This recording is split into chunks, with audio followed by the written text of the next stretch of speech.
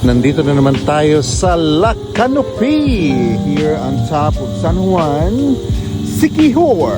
So ayan, paakyat na naman tayo guys. So nakailang steps tayo hanggang marating natin yung dulo. Almost 6 o'clock in the evening, kaya medyo madilim na dito kasi nasa under the forest tayo na parang canopy nga siya. Huwag nahanga ko guys.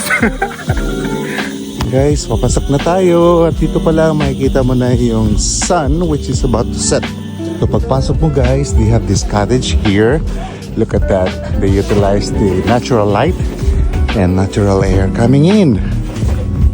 And they do have a bar here. So they offer a lot of refreshments.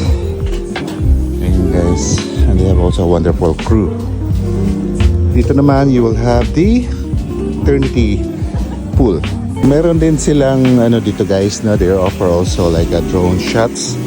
Kung gusto niyo mag-drone guys, ayan, meron na guys. So ayan, napakaganda. Alright, yung drone shots nila guys, no? Ayan, napakaganda talaga ng view.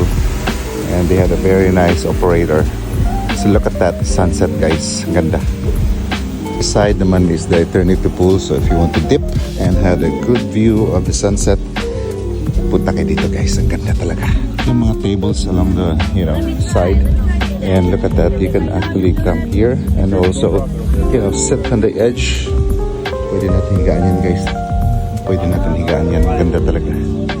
Whew, what a lovely view guys of the sun setting. This side naman guys, meron pang mga views tayo, and maganda talaga, may mga kainan dito. Look at doon, some of the foreigners are actually eating local dishes. Look at that. Napakaganda talaga guys, no? Kasi taon tayo nandito tayo, no? The sun is about to set, and mind you, this is the golden time for photography. More spaces here, and you have another bar here where you can order some drinks. And my God, look at those bungalow. Nice idea guys, no? And look at that, ang ganda. Whew, what a lovely view. Side naman guys is more bungalows. And pwede nyo pasokin yan guys if you want to stay there. And look at the critters guys, no? Ang ingay na talaga kasi the sun is about to set, and magna night time na po guys. May mga food na tayo. Wow, look at that guys. For you out there who is really interested in photography, this is the best time guys, and this is what they call the golden time for taking shots, Instagrammable.